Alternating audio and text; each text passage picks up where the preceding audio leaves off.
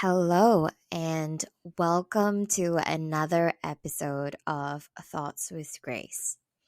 Today, I am going to be sharing about living with intention.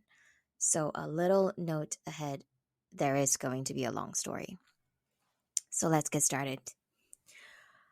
I'm going to share a whole piece um, about my experience and how I started to live intentionally, and we'll go into deeper definitions of what that means.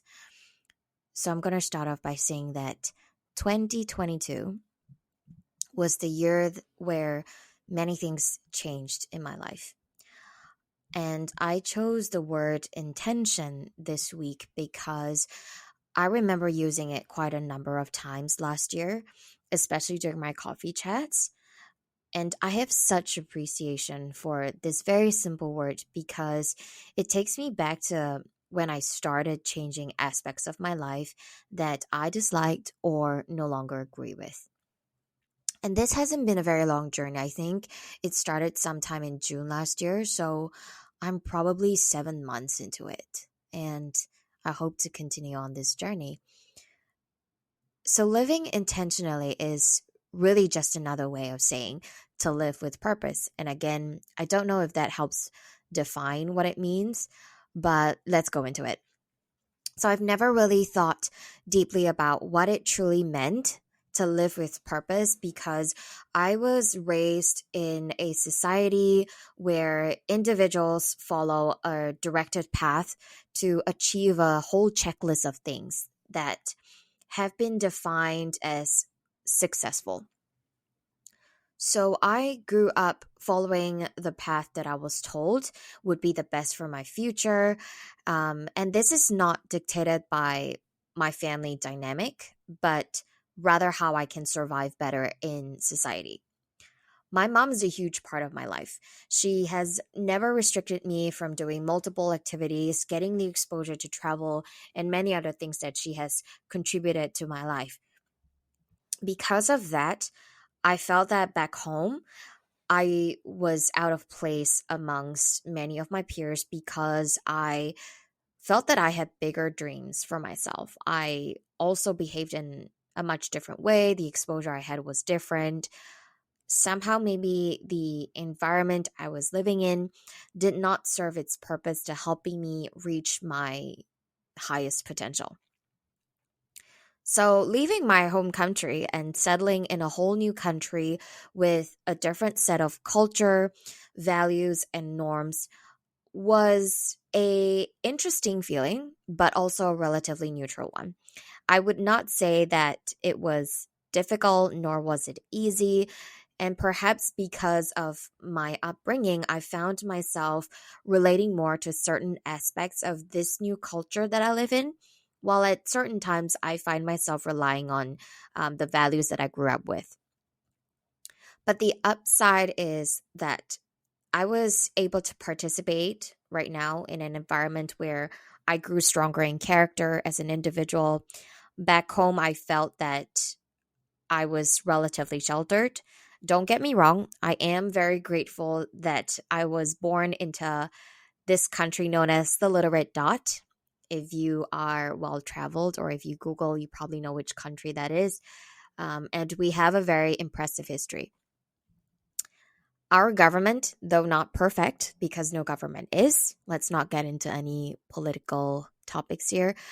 Our government has built a brand and image today that many people are astonished by our successes. And we're a very young country, so it is also seen as more impressive. So, as a disclaimer, no, I do not regret being born in my country. I do love the little red dot. And one day, when the time calls for it, I may return home on a more permanent basis. However, I feel that now is not the time.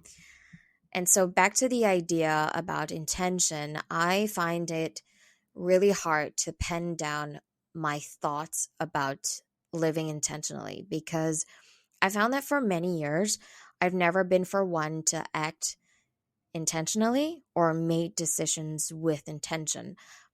A lot of my decision making process the friendships, the relationships I've had, the way I treated myself was based on society's expectations and the opinions of others.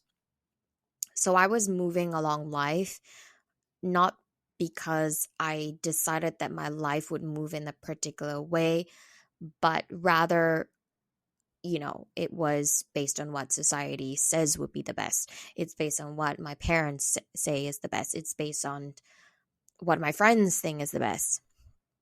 So they were not made. I didn't live my life the way I wanted to. And in 2022, after going through quite a number of eventful situations, I decided that, I had enough. So in June 2022, decided that I'm taking charge of my life, my actions, my thoughts, my behaviors, and my beliefs. I made the tough decision to move away from a lot of things that hurt me. I also made the choice to focus more on myself and professional development. I also made the decision to go back to my faith. And I've backslid it for many years. And so I felt that it was what I grew up with and I wanted to go back into it. I also watched a lot of YouTube videos focused on personal development.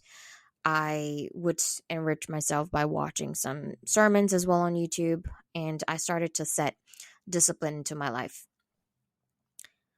So, as I'm doing all of these things, slowly I started noticing that I would use the word intention in my conversations. And I'll give you a couple of examples. Whenever I am speaking with someone in a coffee chat, I would tell them that if they are requesting for coffee chats, they need to know why they're asking for that coffee chat. They need to go in with a very strong intention of why they're doing something. On the other hand, if I'm speaking to, perhaps somebody who's of a higher level than I am at work, I would tell them that everything that I do and the decisions I make are very intentional. It means that there's a value to it and I see the value in it. And so I'm doing it or I'm acting out on it. So having that coffee chat with a vice president, for example, in my workplace, I'm very intentional about why I'm meeting with that person and how that person is going to add value in the future. But I don't think I've paid much attention to it, much at all. But I noticed that in grad school or at work, many times a lot of confusion happens, whether it's for a project or in your presentation style. The confusion comes because there is no clear intention or purpose to why we are pursuing the topic at hand. And so answering the question why has been one of the most difficult things I've made myself do. Boils down to very simple questions. Simple examples. So examples like, why are you having this coffee chat? Why is this the right course of action to take? Why are you asking for this piece of information? I think with the way our society moves today, where it's very fast paced, we never stop to think about why. A lot of how we do things is very reactive, and we just don't really think about why we're doing something. Okay, that's the main idea. And I think intention might just be a simple equation of how is X going to benefit or add value to Y? On a more personal side, I find that by being more intentional in the things that you do gives you a clearer motivation to either do something now or to work towards a future reward or as a way of reflecting on what you would not do in the future. Pretty much being intentional sets a course of path that results in some form of psychological adrenaline boost and dissipates any distraction or reasons to deviate. That's how I've personally felt. It has helped me. But at the same time, being intentional is only the first part to achieving your, I would say, ideal state. And intentions need to be partnered with commitment and discipline. And I literally just Googled how these three attributes are connected. So, commitment is usually a choice we make with our own intentions, while discipline is more of an outwardly motivation. But somehow, if we are able to intrinsically and extrinsically get ourselves on the right path, maybe we might end up becoming like a perfect human. I doubt that any human being would be capable of making zero mistakes. And there's no human being that is always on a linear upward trend to being perfect. But I do believe that, any individual who is reasonable, we are always in a state of progress of becoming our ideal selves. Let's not talk about ideal selves because I feel that this might open up a whole other topic of conversation, and that might turn into a very philosophical conversation. So we'll leave it at that. If you're a reasonable individual who's always looking to better yourself, we are in a state of progress to becoming that ideal state. I personally started with being intentional about my own decisions and the way I wanted to live my life. I started asking myself questions that are less self serving, and I'll give you an example. One of the key issues that I see today is in the dating world. And there are many single people out there that ask the question, what do I want in my partner? And you have a whole laundry list of what you want your partner to be like. But more recently, I've been thinking about, now, if I want all of this in my partner, am I even that?